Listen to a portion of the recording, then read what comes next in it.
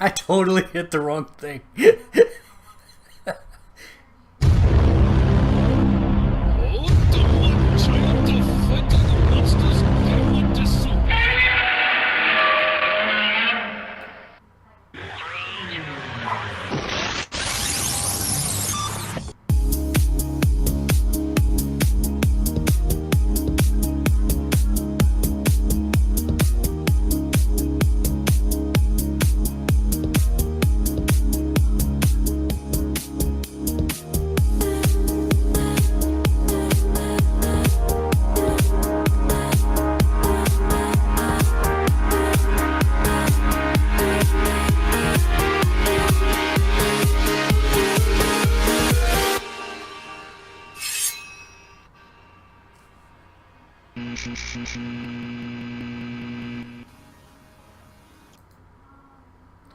Hello and welcome.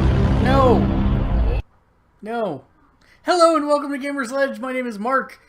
I am one of your hosts, and joining me tonight, as always, the ever-present, ever-omnipotent Matt. Hello. Hello.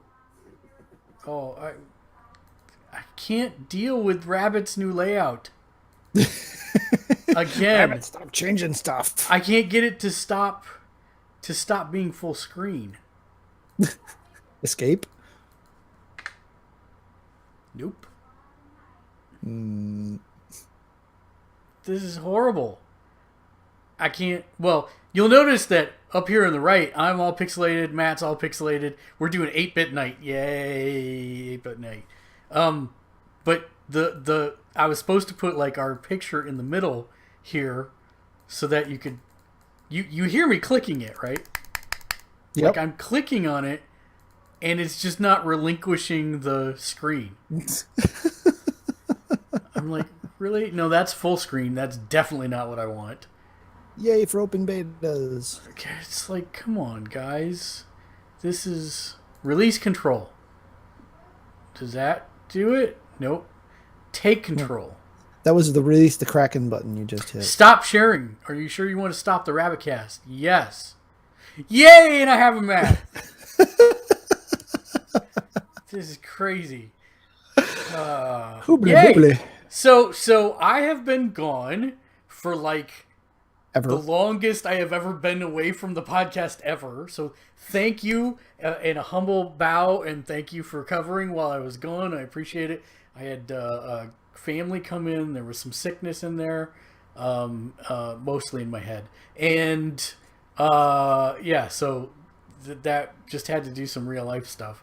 And I know you did solo on solo action last week. I actually still have not seen the new solo trailer, believe it or not. Let me rephrase. I've not heard the new solo trailer. I watched it, but could not watch it with sound.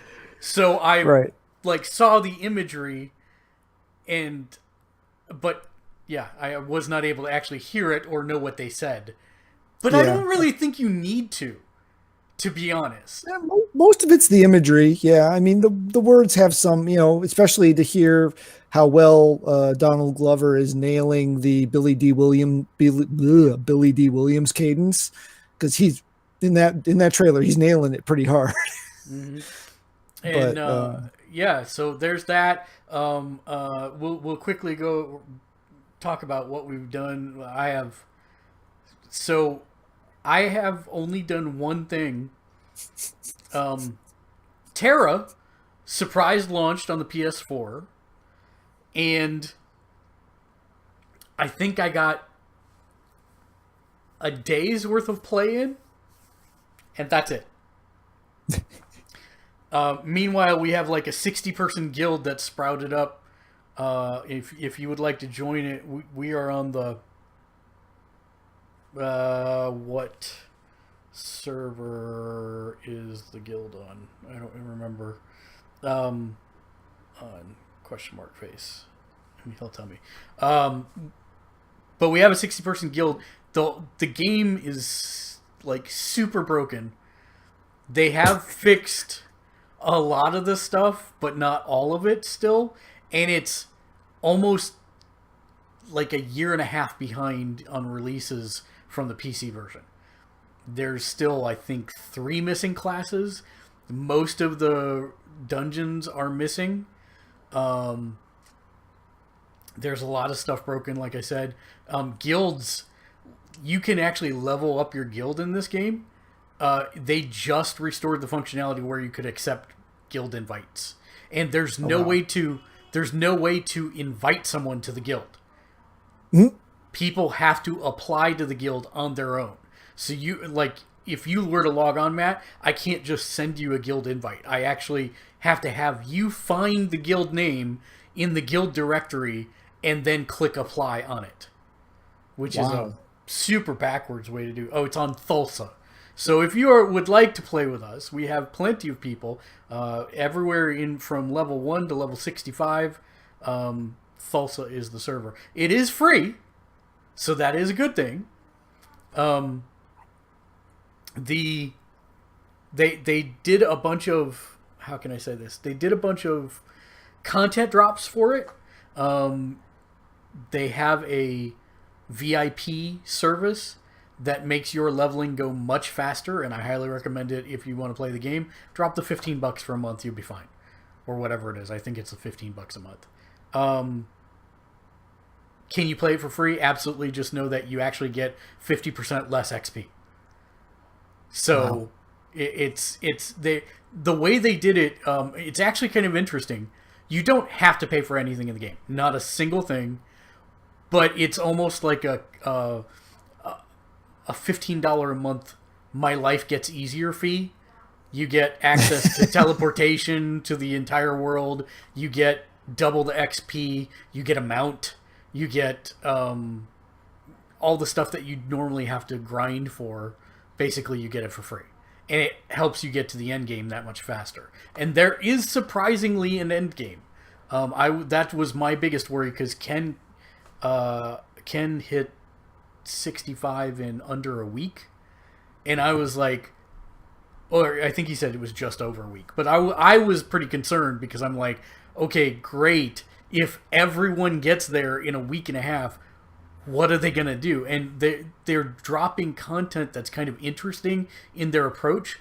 They did a $60... How do I explain this? A $60 costume mount pack, I guess is the best way to say it. And it drops the new content on the first Tuesday of every month. So it gives people a reason to keep going back to the game and logging in, even if they've stopped playing. So it's kind of interesting. My friend Eric, he got it because he's like, I'm going to get a freaking dragon. And what he got was a sushi cat that morales and leaves pieces of sushi in its wake as it runs. He was, needless to say, not happy. And he's like, my next drop better be a dragon for me to ride or something. And I'm like, I don't, we'll see. It should be interesting. But yeah, so that's Terra. Like I said, I only got to play like a day of it. What I have been playing for about an hour every night, because I could on my Mac, because they have a client for it, is, did we talk about the fact that I fell into DDO? Yes. Okay. So last week before you disappeared. Okay, yeah. So I've been playing a lot of DDO. Absolutely love the game. It treads this weird line of fun versus 12 years old. I guess that's the best way I can say it. It's like, it's really fun, and then you'll stumble across something that's like, oh, this is from 12 years ago, before they had ever thought to do X, you know, and it's like, oh, that's kind of frustrating. But at the same time, I really enjoy the game, so it's like, it constantly is straddling this line of, not frustrating, but it's like, you go, why did they make that? Oh, right, because it's 12 years ago. And it's like, okay. So, I have been playing that and enjoying it quite a bit. I have been lucky enough to find a couple East Coasters in our guild that stay up. Well, an East Coaster and a person from Britain who is 6 hours ahead. that are synced up enough that I can run with them almost every night. The problem with it being a 12-year-old game is that the server population is low.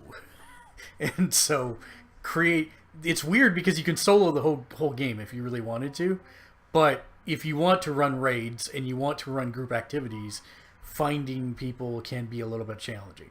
So that's why I joined the guild in the first place, and luckily I found a couple of people who sync up schedules, and we try and do something, every single night. So Wow. that's what I've been playing. That's it. I've had company. I'm excited about Dad of War, which is the opposite tune I know that I was singing, but it's getting it is now the highest ranked exclusive of all time for the PS4. Yeah. And in a rare move, the Metacritic score actually went up over time instead of down. Yeah. So that's kind of crazy. So there's that. Somebody said that they were going to buy it for me. We'll see if that actually happens, because I still don't have the money to spend on it. So, yeah, we'll see. I don't know when I'll get it. I'm going to be getting it. I'm just not sure when. What you said in Hangouts when we were talking about it before is perfectly spot on. This actually seems like a game made just for me, unlike every other God of War game they ever made, which is right. So far not for me. It's not even funny. I mean, I play through them because I want to be able to have the conversation, but it's not like I would call them fun. Yeah. I mean, they're okay. I don't know. It was weird too, because 3 to me was a step down. I think 3 was not as good as 1 or 2. Yeah, but I liked the sense of scale in 3. But that was, and some of the design choices in some of the levels were kind of cool. Like when you were falling down with the wings and you had to navigate around. That was a new take on something we've seen 1,000 times elsewhere. But I thought it was different. And when you rip the guy's head off and use it as a lantern, spoilers for a 7-year-old game now practically. Like that, yeah. That's cool too. But it's just little stuff. I mean, I wouldn't say it's like game of the year contender for me. No, but this actually seems like it might be. Yeah, no, this definitely does. Super weird. Yeah, I mean, the thing by 3 was really frustrating me was just the story was just not there. That. And we've discussed that of late more and more, I tend to be more story focused on things, so that's part of the reason why end games don't appeal to me. It's part of the reason why, online shooters don't appeal to me, because, there's no story to it. I don't know. That's just kind of what I attracted to. And the story in them is not great. Kratos as a character up till this point hasn't really been great as a character. So. I mean, I'm angry. That's what it translates to. That's the game story. Yeah. And every time you thought they were starting to progress the character a little bit, then it just reverted immediately again. So it's just like, Oh, so I said the server name, but then I never said the guild name. It's on the Thulsa server for Terra, and it's the Boondock Saints Guild. So just FYI. Okay, then. Yeah. And I do not see the connection between those two things at all. But it was something else, but then we had I think it was something like Grumpy Old Men or something like that was the original. It was the original name, but then we had like a huge influx of female players, and so we were like, oh, we should change it to something else, and so Boondock Saints is where it went, and it was open, so why not? I guess. Sure. One movie to another. Yeah, I didn't start it, so can't take credit for this one. But yeah, what else have you been playing, Matt? Let's see. Yeah, well, obviously, you've been gone when I finished Wolfenstein 2. And I finished something else. Oh, Transformers Devastation. Oh, you finished it. I still haven't finished it. I really like that game. It's really solid for me. It is. You can see some cracks in it where I think they planned more systems and didn't get to implement them. And the weapon system is like, I think they meant to do something more with that too and just didn't happen. It got kind of frustrating because like about a third of the way to the game, I started getting, like level 5 C rank weapons, and that's like all I got. The rest of the game was like level 5 C rank weapons. I got one level B weapon. And it's just like, what do I have to play this on hard to get better rank weapons, or I don't know what happened there, but um and then it broke one of the cardinal rules for me. Is it introduced a new mechanic in the final battle that took me like 4 seconds to figure out what was going. What am I supposed to be? What's going on?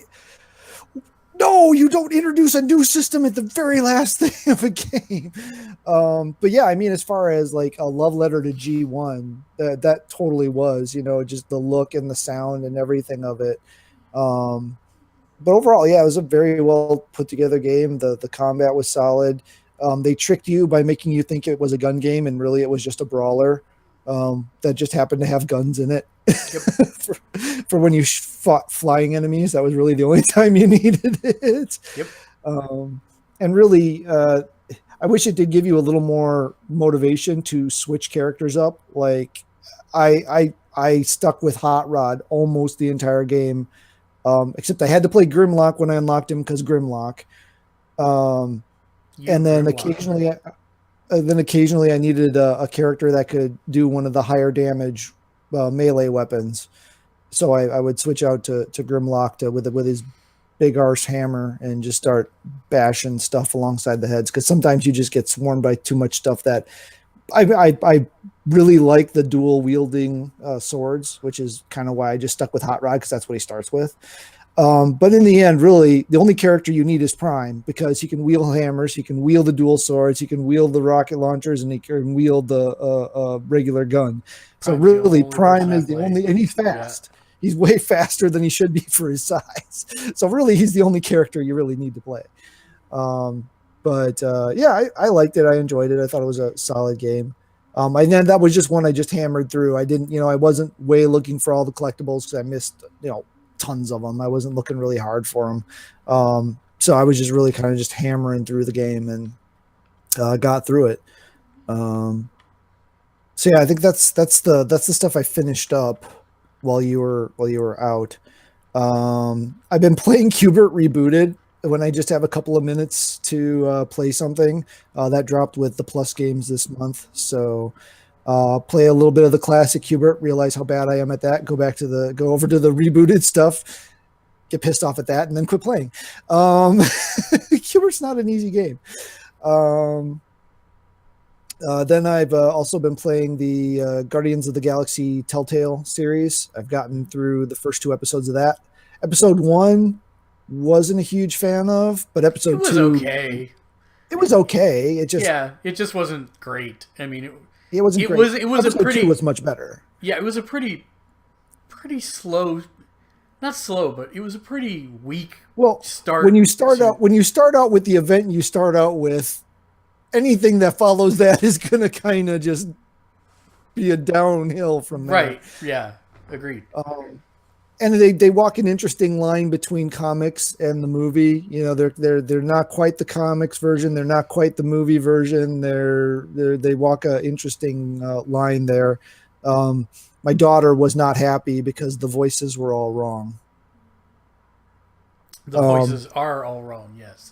Although I have to say, I forgot that I'm totally forgetting his name now. Vin Diesel. No. Bradley Cooper. No. The game voices, not the movie voices. Nathan Drake. Yes, I know who you're trying to say, and I'm trying to think of it. Nolan North. There we go. Nolan North. Yes. Yeah, I forgot he was Rocket. So when I was going through, I was wondering who is Rocket. So wow, that is like the most unique voice I have ever heard Nolan North make in my life. Normally Nolan North is Nolan North. That's the voice. See, the one I expect that out of is Troy Baker, because Troy Baker has this incredible range for his voice. Mm-hmm. But yeah, Nolan North. Yeah, I agree. He's always Nolan North. He does the really solid Rocket. I mean, not that different from the Bradley Cooper voice either. But yeah, so So I'm going to finish that up. It's definitely seems like it's a solid, it's a Telltale game. I mean, it is what it is. You either like them or you don't, right? I mean, there's just no middle ground there. I relearned that I suck buckets at Mortal Kombat X after getting through the story of the first not Infamous, but Injustice. I thought, yeah, sure, I'll go ahead. I'll knock through the story mode of Mortal Kombat X. Something about block being a shoulder button just totally fudges with my brain. I can't make it work. And the combo system in Injustice is more fluid than Mortal Kombat. Mortal Kombat's kind of more throwbacky to what Mortal Kombat is. It just does. It's a little more. Do the exact button input I want, and I will do something cool. Don't, and you will be beaten to death. And I'm not that kind of precision player, so I'm much more the Tekken player, where it just kind of bash all the buttons with the palm of your hand and you do cool stuff. Yeah, I don't know if I'll pick that one back up or not. I managed to get through the first two characters. When you're playing as Johnny Cage in the opening and you're thinking, man, this should not be too bad. Oh, I don't want to even think about how many times I died. And then you go to the sun god dude whose name is evading me. Yeah. And he is just a slow, terrible, horrible moveset beast. He is so strong. He is, but the problem is, I look at the move list and I try to do something, and he goes. In the meantime, the other character beats my life bar to death and then I push the other button combo and he goes,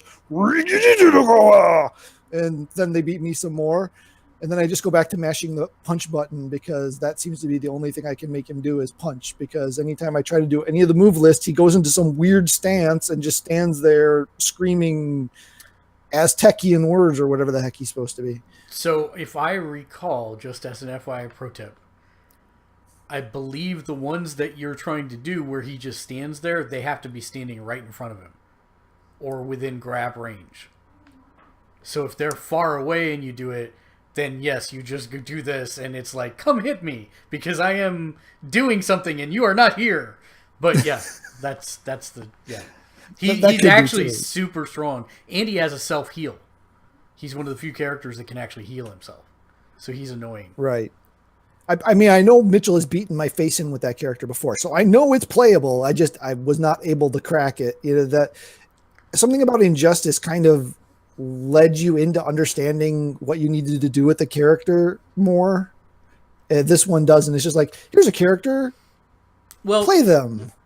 The problem with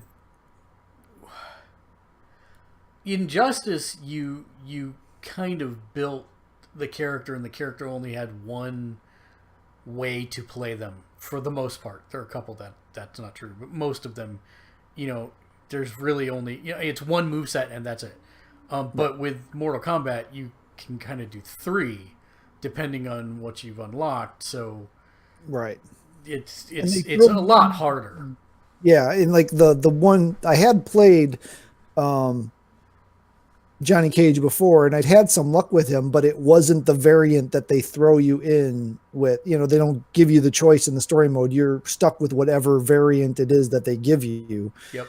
And that wasn't the variant I had played before, so it's just like, okay, what I remember working doesn't work anymore. Right. Yeah, and that's one of the things I think they'll. I mean, it's still evolving, but I think I will be interested to see what things we have come from Injustice in the new Mortal Kombat, because that's what's going to come next in their dev cycle. So I'm super excited about it. If you want to play, let me know. Just FYI. Oh, I definitely don't want to play a human. I just wanted to see if I can get through the story mode. I know I do not do well against humans. That's a known fact. Yeah. I always enjoyed the arcade mode in Tekken, and when they took the arcade mode out of Tekken, I kind of fell out of fighting games because that was like the fun part for me. What do you mean? They never took the arcade mode out of Tekken? Yeah, they did in 4. They took it out. I think it's back in, or is it 5? The 5 they took it out. 5. No, 5 had. No, they've all had an arcade. You're thinking of that one online weirdo game. No, well, it may have been there, but it wasn't as prominent. Anyway, yeah, because I thought it was 5. No, they all have. No, 5 I liked. It must have been 6. No, It seems like six. since 3, it's been like every other one I liked. Like I liked 3, didn't like 4, liked 5, didn't like 6, Did and you then like I haven't Tag? played 7. I like Tag, yeah. I didn't play Tag 2. I really want to pick up 7. I'm just still waiting for it to go on sale. That's the theme lately with me. Oh no, yeah, I know. It's the point where I've learned the lesson enough times where I don't get around to playing a game until it's on sale. And if I bought it at full price, I'm just sitting here going, I could have just bought this today for $20 and I paid $60 for, like 3 months ago. Why did I do that? Of course, there are certain games, Spider-Man, that everything will be dropped for, regardless of what's going on. Oh. Did you cover the fact that, wait, I guess that's in this week's news. Never mind. Twitter obsessed with Gamersledge is where our news is if you want to. I'm not done. Well, yeah, I just said you are. No, you're still digitized over on the right side, so feel free to continue. You're just not on the big screen. No, that's fine. So Agents of S.H.I.E.L.D., have you been watching? I am 2 weeks behind, maybe almost 3. Okay, so yeah, caught up on that. It was only a week behind, but I got that watched. Yeah, I'm liking. My daughter got to have her kind of little geekgasm on the last week's episode because of. Don't tell me anything. I don't want to know. No, I'm just saying because of what happened.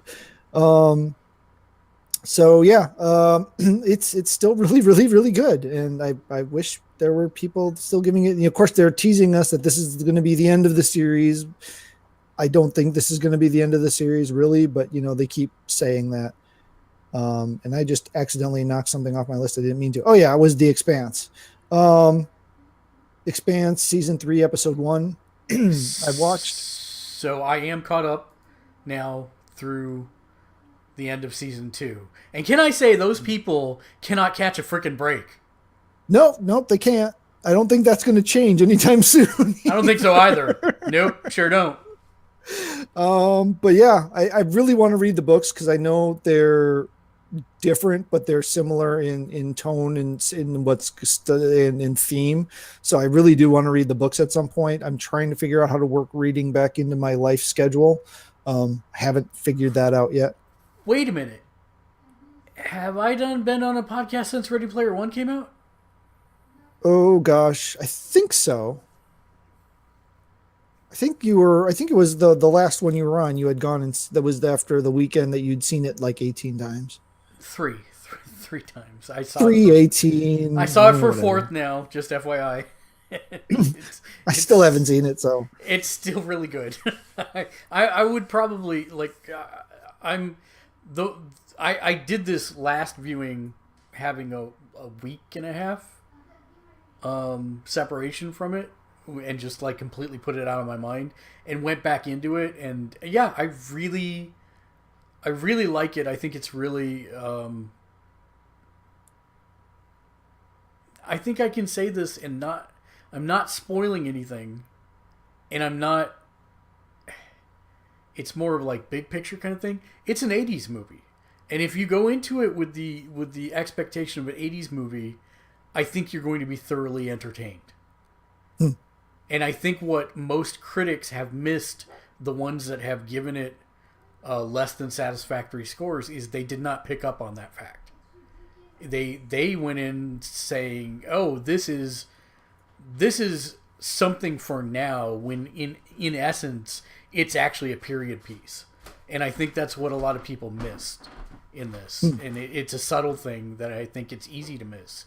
But I really think it's Spielberg doing an 80s movie in 2018, and I think it works really, really well. Yeah, I need to watch it. The question is if I'll get it watched before home release or after home release. So it's one of those ones that I recommend if you can go and see it in a theater. there is so much going on that you will want to look at all aspects of the screen to see. So Right. I would recommend it for the theater if you can. All right. We'll have to see. Maybe next Tuesday on the $5 day I can squeeze it in. So Shadowhunters, had you been watching that at all? I think you've watched a little bit of season 1, maybe. Yeah, I watched like I don't know, maybe half of season 1, and I was liking it. They were zipping through the books, but yes, I was liking it. Yeah. So it's season 3 now. If you've read the books, I think I haven't, but I've read through book 7, I think. okay, so we're still in that range, I believe. They just started the Lilith saga. Oh,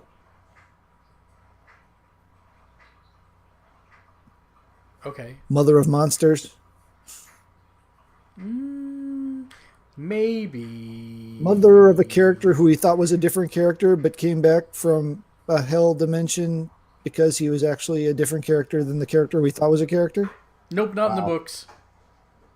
I don't No, think that's in the book. that is it Is is it? in the books. Yeah, well, confirmed with Mitchell, it's in the books. It's not everything played out exactly the same, but that part is the same.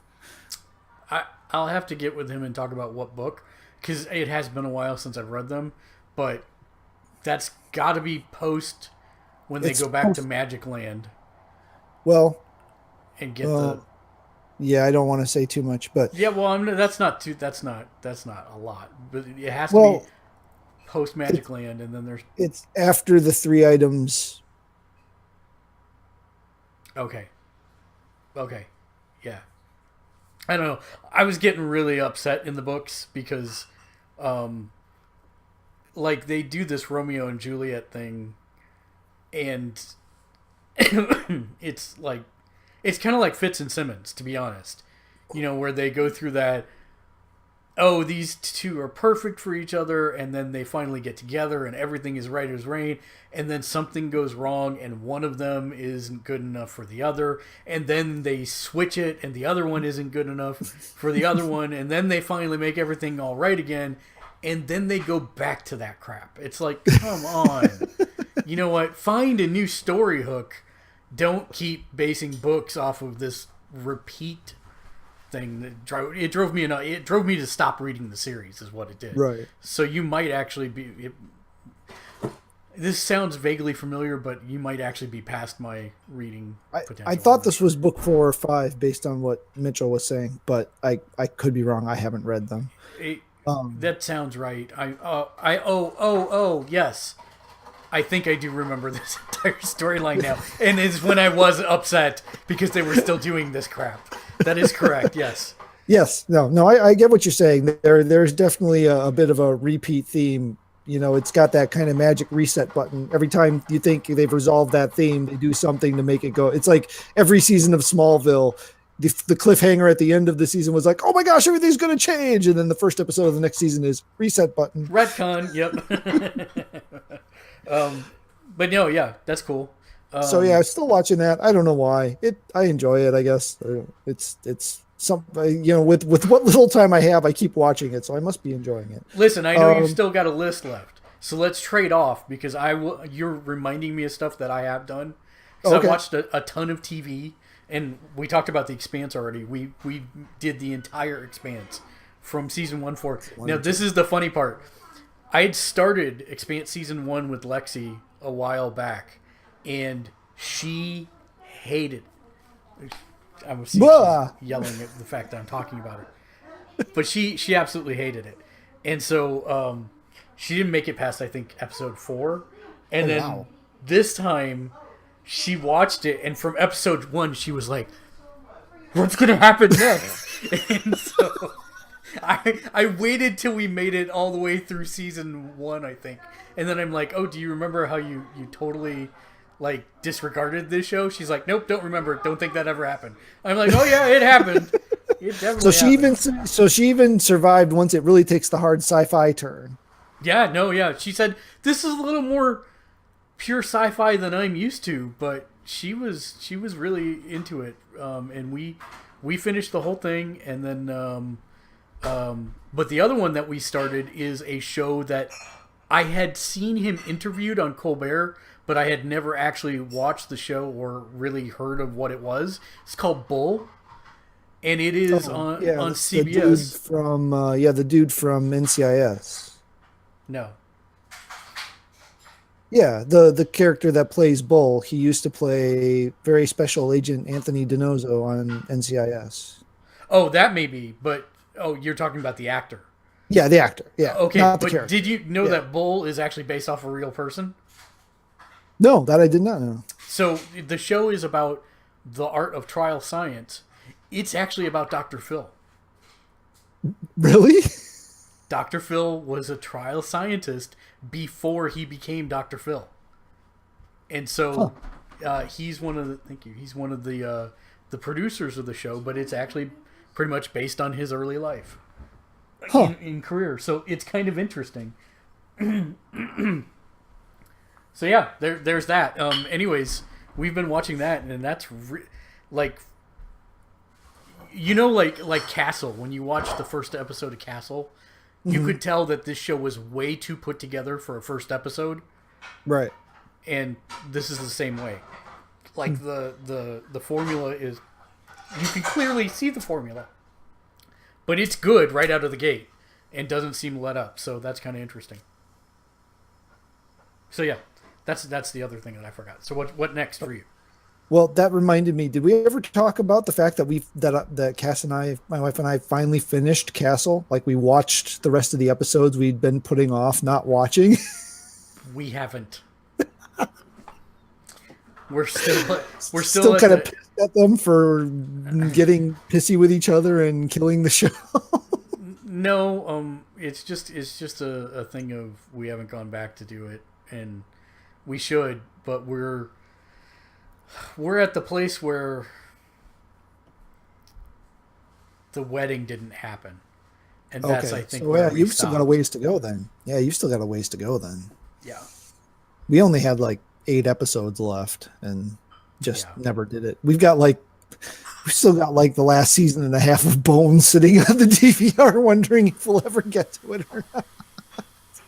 But anyway, something more recent that I'm watching, and you've watched this already, so made it into season 2 of The Magicians. I disagree with where they ended season 1. I think they should have ended season 1 at episode 3 of season 2, but that's my personal opinion. Yeah, but I'm very. I'm assuming that event had to be the end of a book. So I'm guessing it's kind of like The Expanse, where they're not lining up the seasons with the books. Wait, so there's actually books for The Magicians? Yeah, it's based on a book series. What? Says that in the opening credits. Yeah, but I thought that was Fillory, and Fillory is a fictional set of books. Right, the Fillory and Further is a fictional set of books, but The Magicians is based on a book series, which I think is called The Magicians, if I remember correctly. What?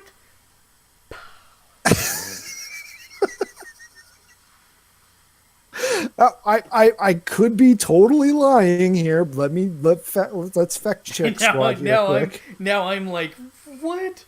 Because let me tell you, can I say, while you look that up, that if you had told me 10 years ago that The Expanse and The Magicians would be coming from Sci-Fi, I would have called you a damn dirty liar. Because The Magicians is an American fantasy television series that airs on Sci-Fi and is based on the novel of the same name by Lev Grossman. The novel. It's a novel. It's not a series. Okay, so... God, are they just doing entire chapters as a season? Or it's just very loosely based on. Yeah. Oh, no, wait a minute. Okay, no.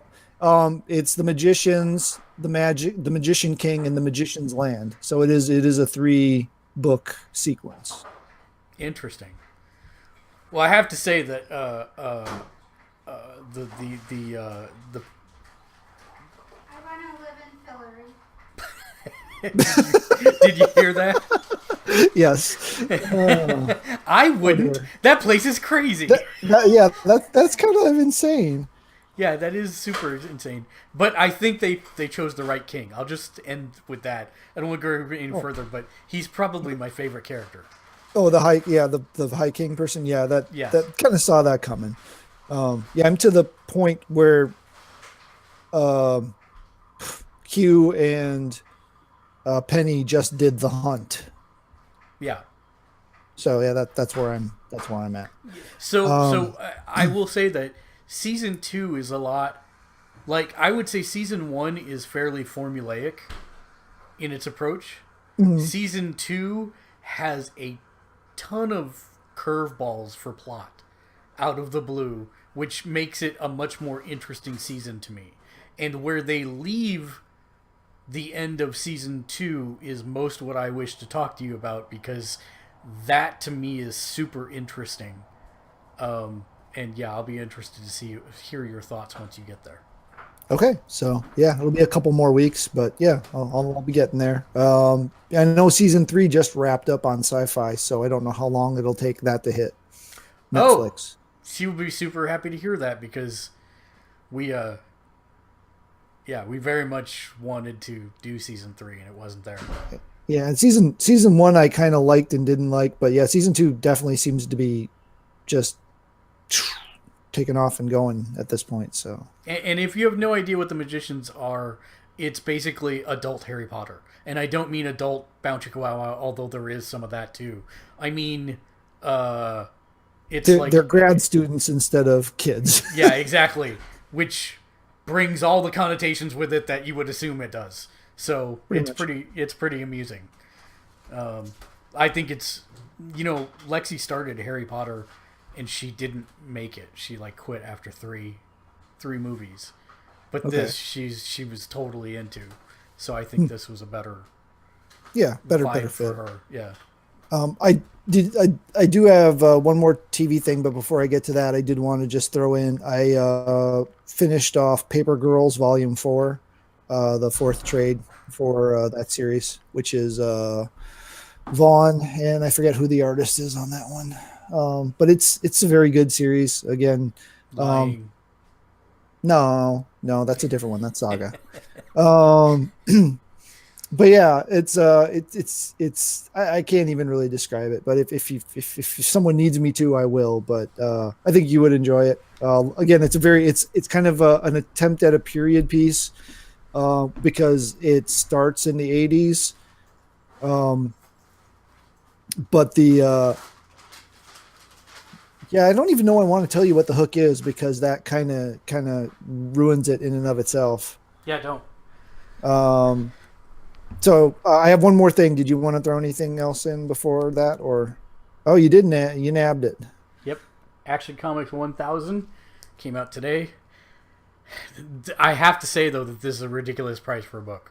I don't care how much I don't care how many pages it is. I'm actually looking to see how many pages it is. It's an 80 pages. It's an 80 pages. That's basically a graphic novel.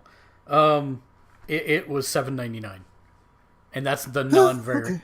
That's the non-variant version. I will say though that it's high gloss pages, so it's not like, man, you know when they do those collected sets where it's got the great cover, but inside is the old newsprint kind of pages. Right. They should stop doing that. Charge more for whatever it is, but I'm sorry. They had the complete. It was one of the Marvel crossover events. Dang, I can't think of what it is. Oh, Annihilation. It was the complete Annihilation trade, and it had all of them, and it was it was this thick, and I was super excited because I never read Annihilation. It was after I left the store, and a long time after I left the store, but I wanted to. But as soon as I picked that thing up, I felt the page, and then my brain went, and that was it. Because I hate those newspaper kind of pages, whereas these are smooth, and you can touch them, and you don't feel like the ink is going to come off directly on your finger. Exactly the case. So yeah. Actually, now that I've seen the back cover of that, I actually have two things. I forgot to write one thing down. Since you are on that, Krypton. Krypton. Yeah. Yeah. Have you watched any of it yet? No, not a single lick of it. And you kind of actually, I think we talked about this at some point. You actually like it. Yeah. No, I do. Now again, issue 1000 there, I read a synopsis of part of it, and it does some stuff with Krypton. So in the books, they're kind of messing with Krypton history a little bit too. But I mean, Krypton is one of those places where there's kind of, you get chunks of things here and there that could or could not be canon. It could be, Earth 1, Earth 2 universe. It could be kind of whatever, but that they're technologically advanced, but they also had a bunch of social issue problems and planet care problems. And so this world, they didn't brush the planet. And they didn't brush it. They didn't feed it its salmon oil to keep its coat glossy. But it's very much inspired by the BSG Game of Thrones kind of serious take on things. I mean, you've still got Adam Strange in there, and he's kind of the goofiness of it, that kind of reminds you, oh yeah, this is based on a comic book. But the whole having the families structure is very much like the houses in Game of Thrones, and all the political maneuvering and machinations that are going on in there. And Krypton is a much harsher place than both environmentally and socially than one would normally think when you think of kind of the idealized ideals, I guess, that you get with Superman usually, right?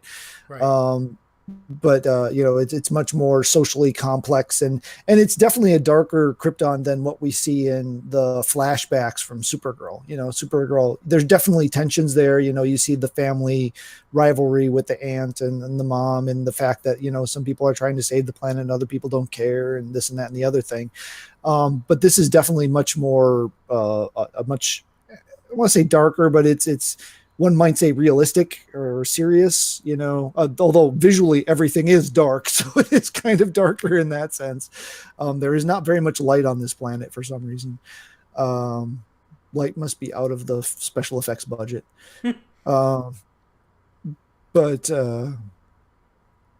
Yeah, no, I'm actually enjoying it. I think it's going in a good direction. I have no idea how they sustain it past one season. I mean, they're burning plot like it's, gas in a 60s roadster.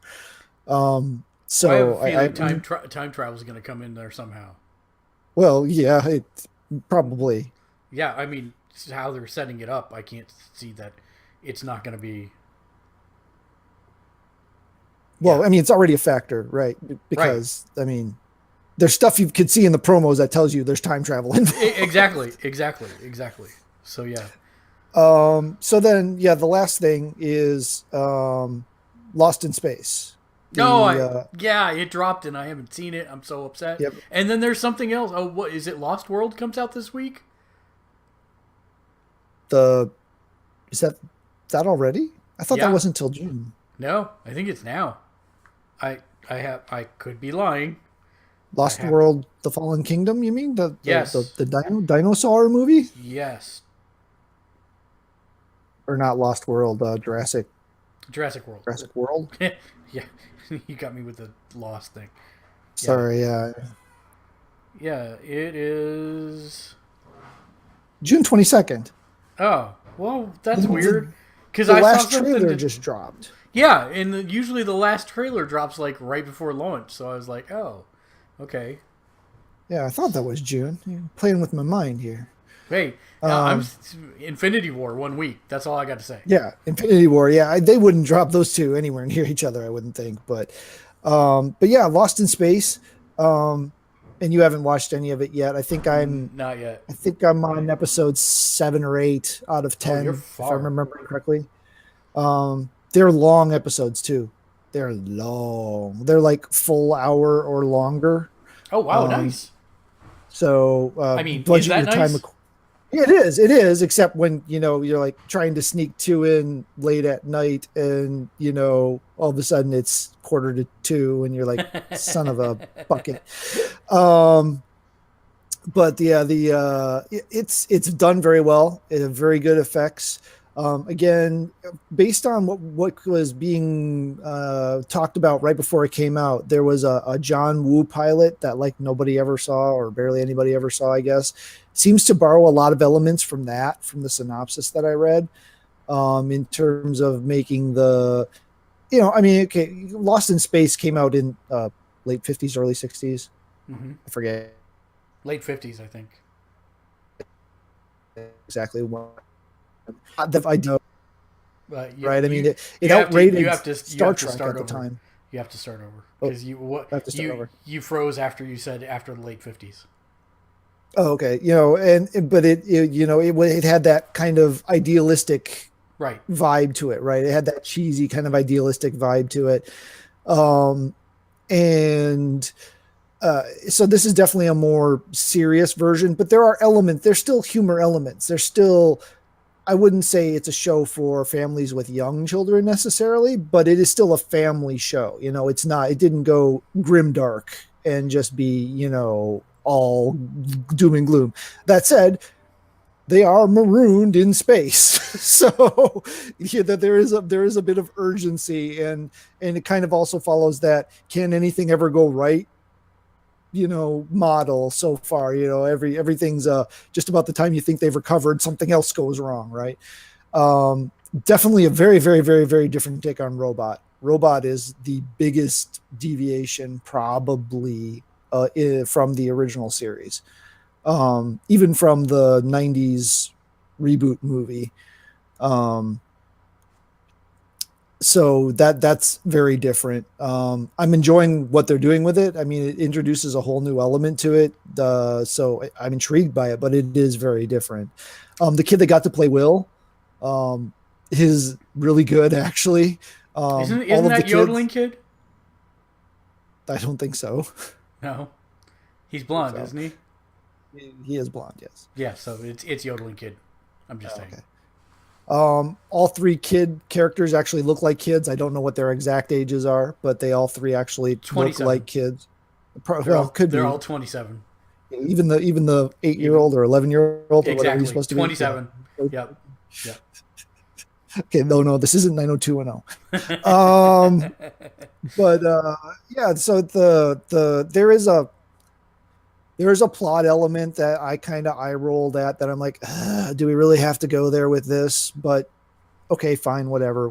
They brought it in.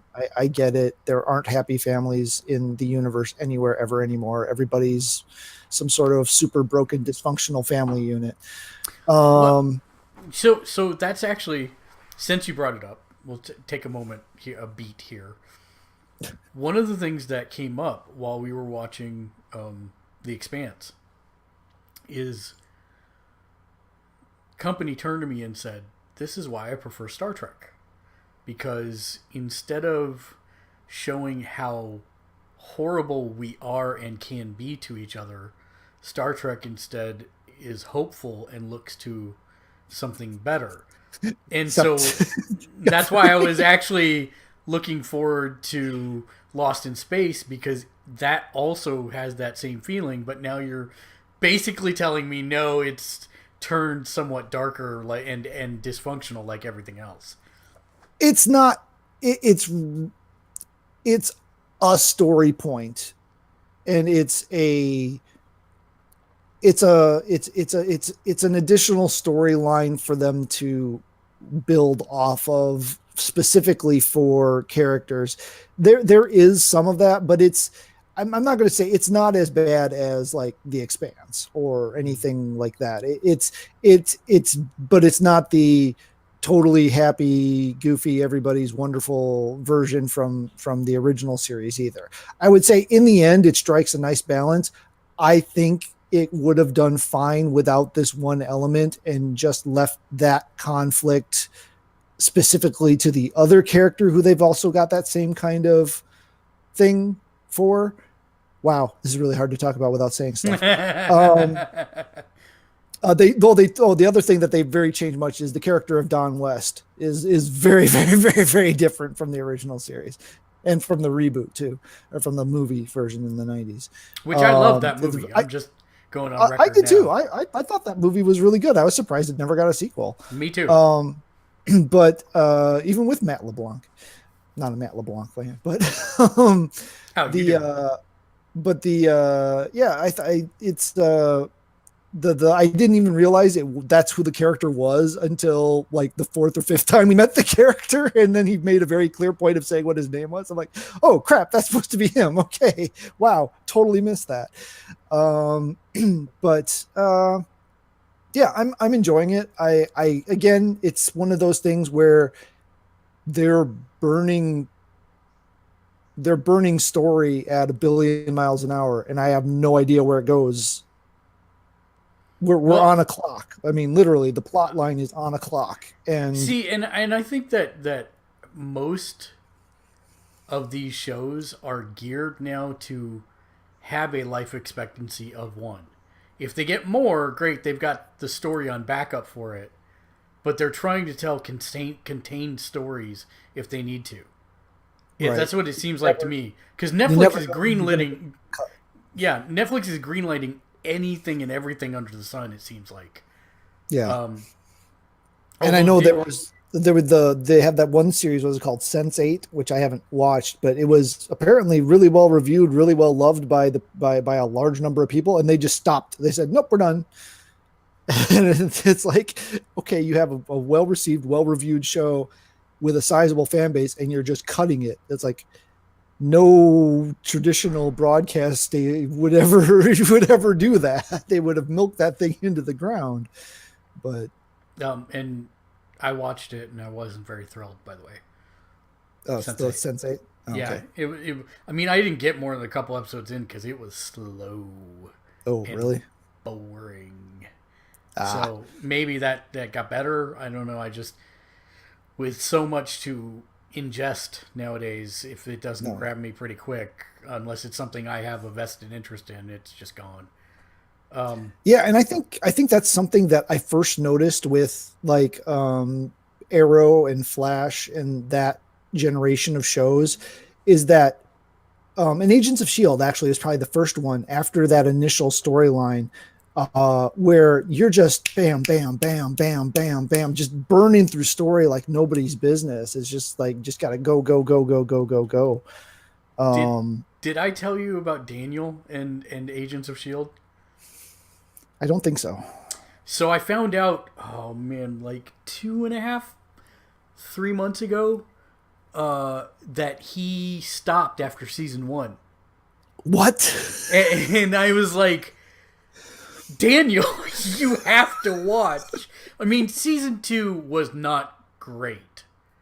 Season two was okay, and he fell off somewhere in there, Okay. and I'm like, no, no, no, no, no.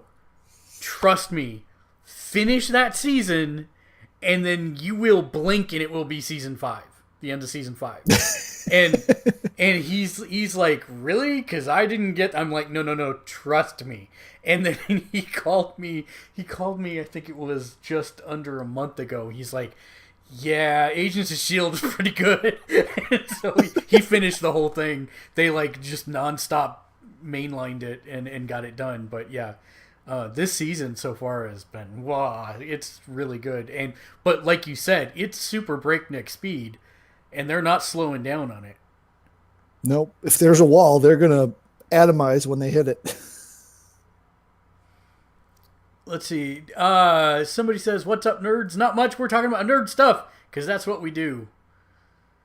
Irrelevant native. But yeah. So, does that complete your list? An hour into the show. That does. I am now through my list of things. Oh, I So, bought the novelization for episode 8, but I haven't read it yet, so I don't know. oh, right. Oh, Yes. So yeah. one of the things that I'm super excited about, since we're on TV, we might as well stay there. Uh, I haven't caught up on Legion yet. I need to start Legion, and I've only that's seen the first episode, no, so I haven't I'm even not seen too far that, so behind. I need to do so. But FX has ordered a pilot for Why the Last Man, which is probably my favorite non-cape book of the last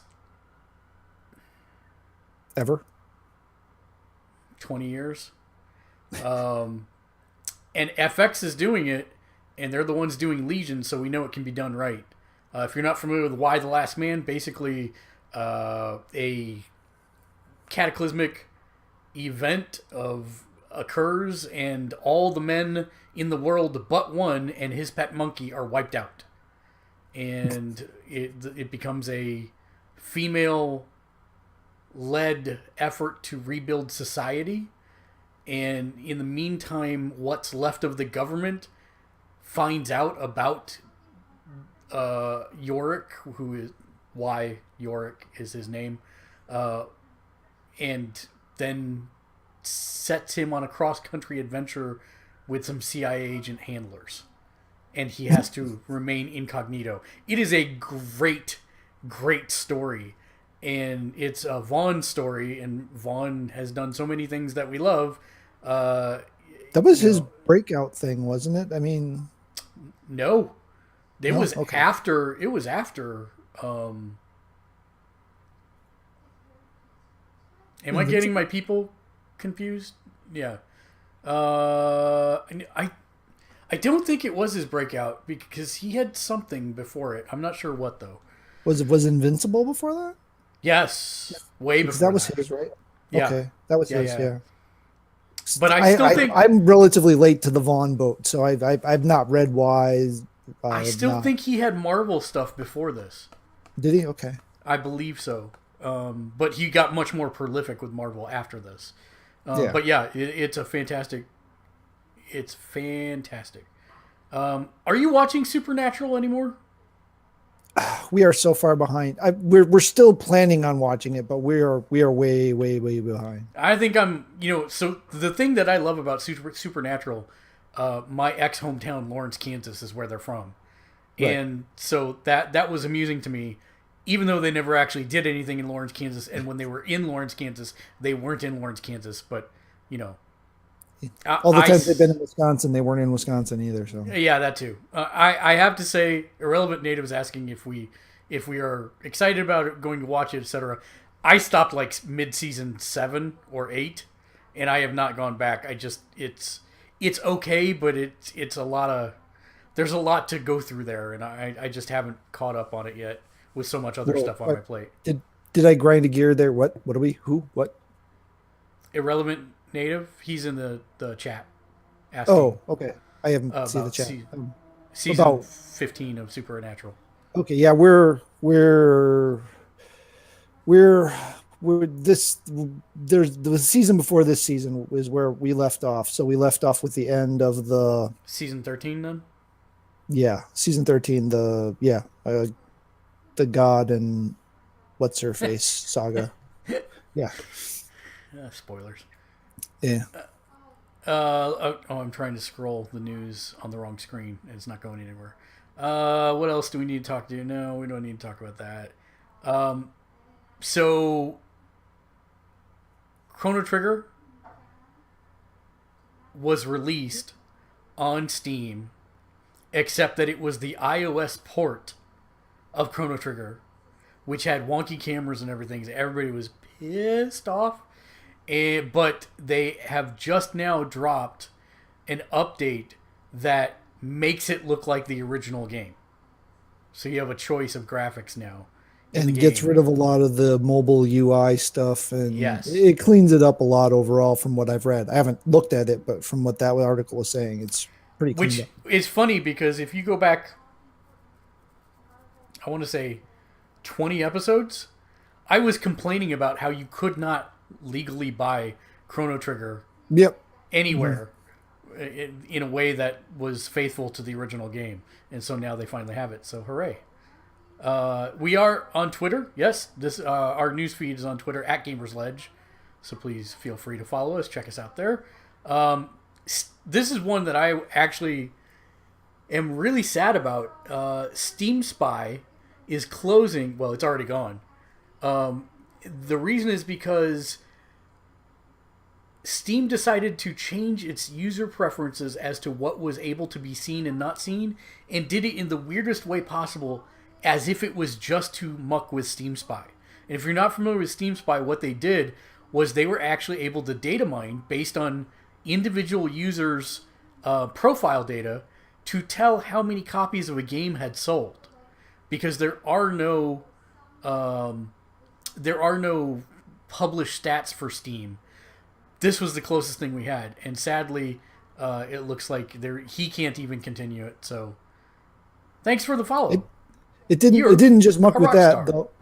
It didn't just muck with that though too. It also mucked with my family share setup. Oh, did it? Set that all up. Had to reset up Steam Guard. Had to reset up the family share. Had to reset all that stuff up. So yeah, it mucked with a lot of stuff. We've talked about Dad of War to death and how we're both excited for it. I don't really want to talk about Billy Mitchell. I don't want to spend any more time on him. He's a cheater. I'm kind of glad, or an alleged cheater, but still, they're taking all his stuff down. So. Yeah, he's lost everything now. They did wipe the Guinness records too, so he's literally lost everything now. Now, see what the story that I thought I had linked in here is not here. There was something that said that. I totally lost my train of thought. There was something that said that somebody had more users now in their ecosystem than all the other ecosystems combined, and I can't remember what it was. It was something that we were talking about earlier. Was that the Netflix? Yeah, Netflix. One? Yeah, it was Netflix. Yeah, Netflix has now more people in its ecosystem than every other ecosystem combined. And that to me is interesting because suddenly Netflix finds itself in a position to where they can, if they ever decide to start doing games, they already have a pre-built delivery mechanism in place. They have a distribution system, and they have the hooks to monitor actual game time, how many people view just the landing page, how many people download it.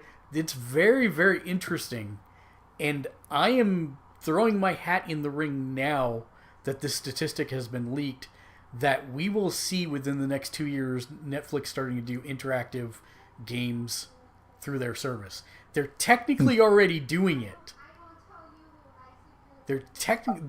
They just released a movie within the last month that is a choose your own adventure movie that you can play right through Netflix itself. So as you're going, it's a murder mystery, and as you're going through, you can determine what you want the people to do, and you make the selection, and it moves to a completely separate set of shots, etc. I think they said there's something like 14 different outcomes for the movie. So that's kind of interesting.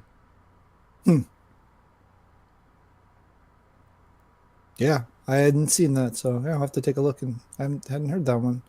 So I'll have to take a look at that because it's always interesting, to see how folks are doing that kind of stuff and interactive. Yeah, I know that's been one of the things they've been trying to figure out is how do you do interactive TV, because it's really hard. It's like why Telltale games are hard, because at some point you have to end up at a point for the story to work. Right.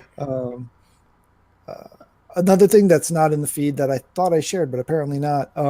Monster Hunter World got an update this week that effectively added a raid, which is the first for the series. It added an elder dragon called the Kulve Taroth, and it allows for 16-player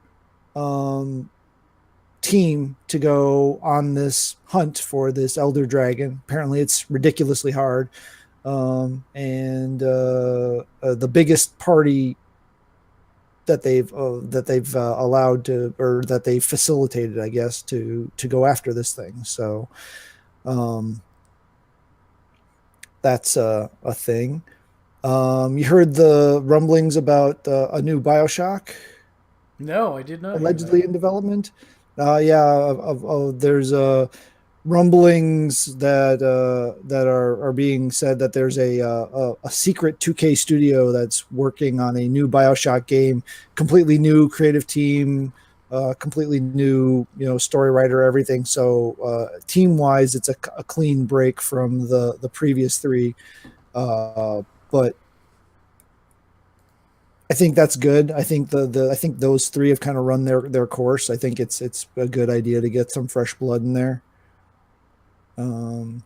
My concern, my only concern with that is that there is inherent wisdom in teams and code, right? And if so, Right. they're completely blowing both of those things away and starting from scratch.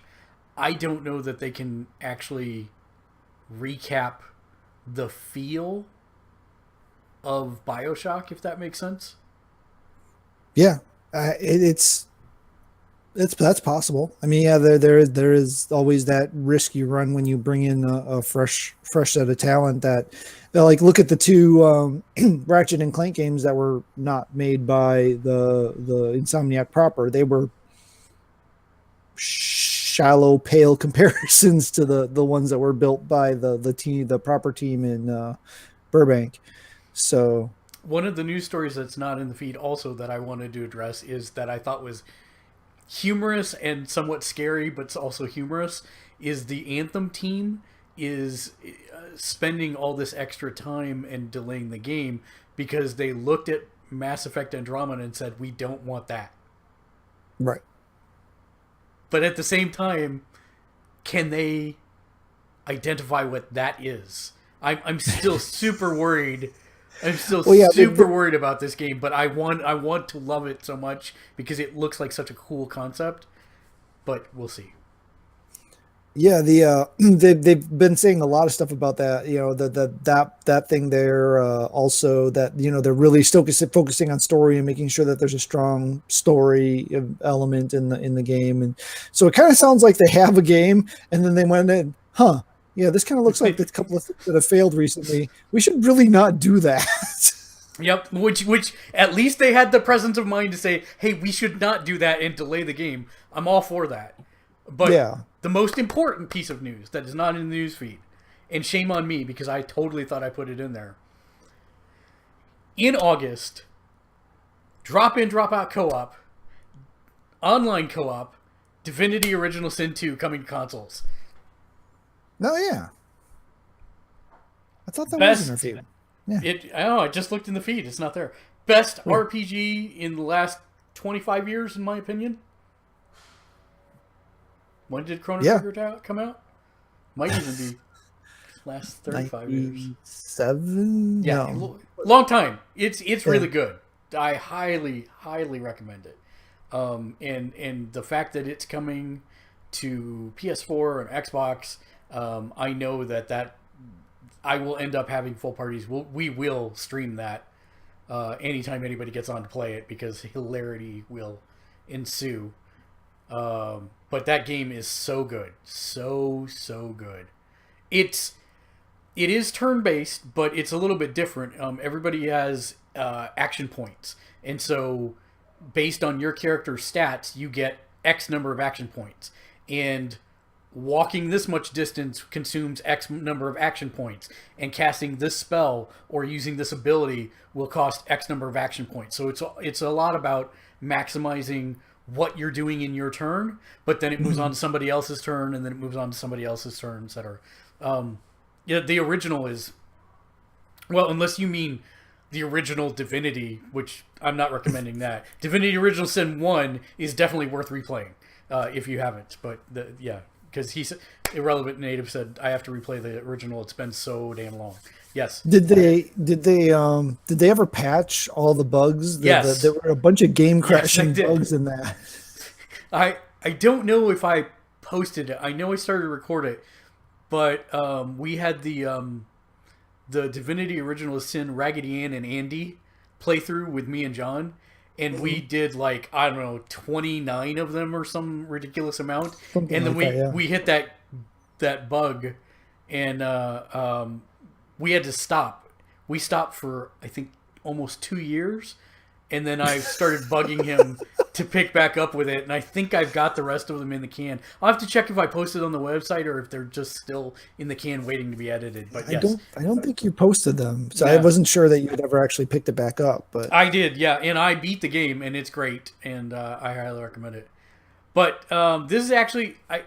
my headsets are dying. So I gotta end the show. We're gonna. I do always want to take a moment to thank our patrons by name for supporting us. So thank you, Naomi, Bobby, John, Pat, Regina, Justin, And I think that's everybody now. Yay. So thank you once again. You can get your name on every single show we do by heading over to patreon.com/gamersledge, where for just $1 you can get your name on there. Beyond that, let's head over to final thoughts before my headsets die. Matt, final thoughts for the week. Well, I didn't have one until I just looked over at my Facebook feed, and apparently Paramount Pictures has formally announced that F. Gary Gray will be the director and/or producer for the Mask movie. So apparently that's moving forward. I thought that it's stalled. Mask, you got to be more specific. Which Mask? The mobile armored special. I forget what the case stands for. Command, yeah.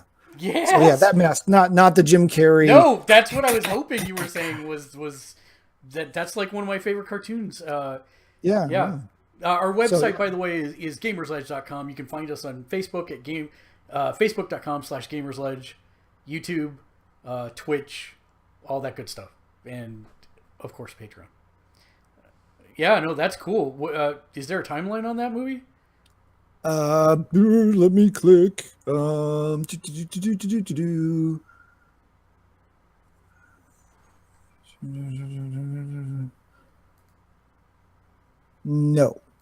Okay. youtube.com/c/gamersledge.com.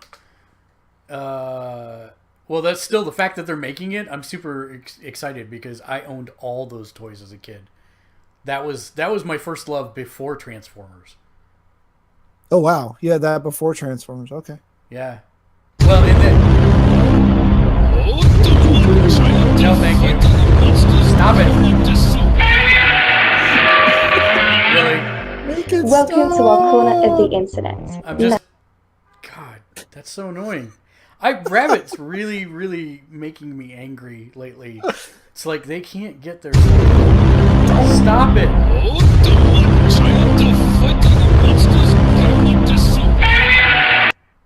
There, done. Wow. Holy cow. It's just crazy. Quality airtime here.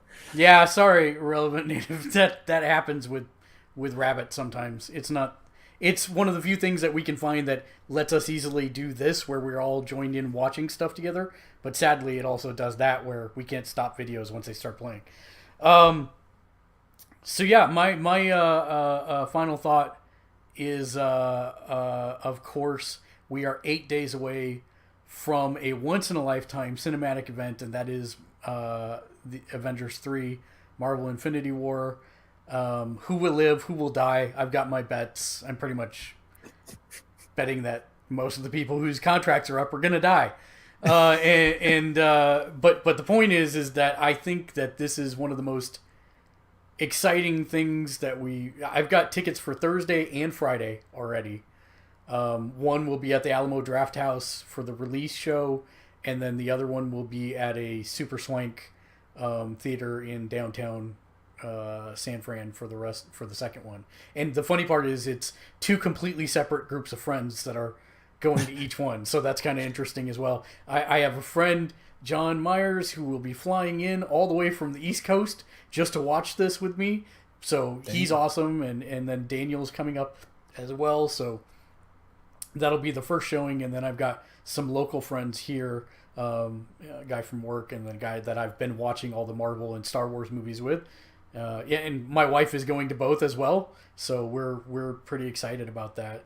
In fact, I took Friday off as well. And starting tomorrow, when John gets here, we will be watching all 18 movies back to back to back until we make through all of them by next Thursday, so that we can watch the show. Dang. Except for Black Panther, because that won't have dropped yet. Right. What you said. I don't get to go till Sunday, so Thursday, Friday, and Saturday are going to be like a void. I'll be offline. You need completely. Can't be anywhere around anything, I'm sure, because it's gonna be so good. I'm so excited. My body's so ready. It's seriously. I mean, it's this is probably the most nerd thing that is going to happen in our lifetime. We literally have my favorite crossover from the comics of all time, and a crossover the likes of which has never been done on film before. The Avengers was like, until that point, Avengers 1 was like the first time that something like that had happened, but this is like you're taking every single franchise, 18 movies worth of characters, and putting them into one movie. And they may do it again down the road at some point, but this is the first time, and this will only be the first time once. And so that's why kind of John's flying in. People are getting together, and I think it's going to break every box office record ever. Well, it already has broken a bunch of them.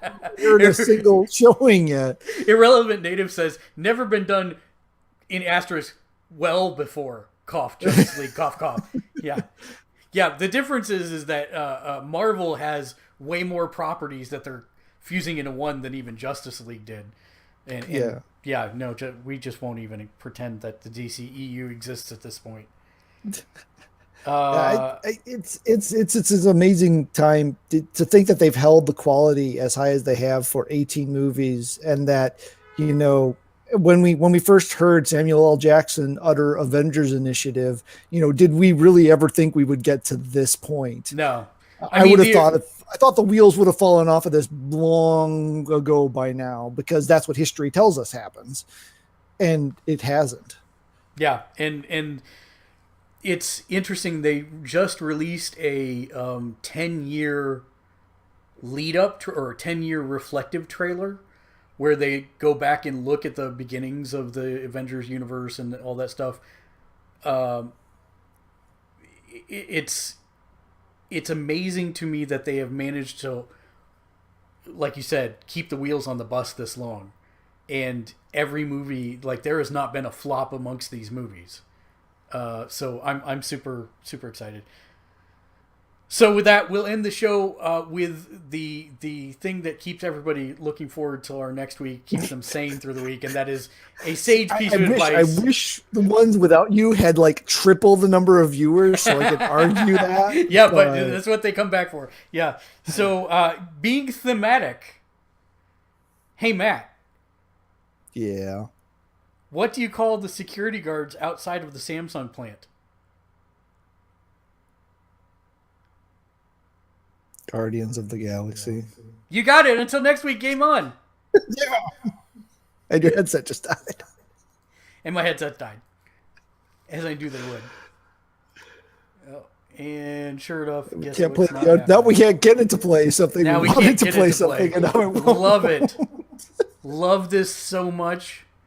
Technology, you are fantastic. Come on. There we go. Game on. Game on.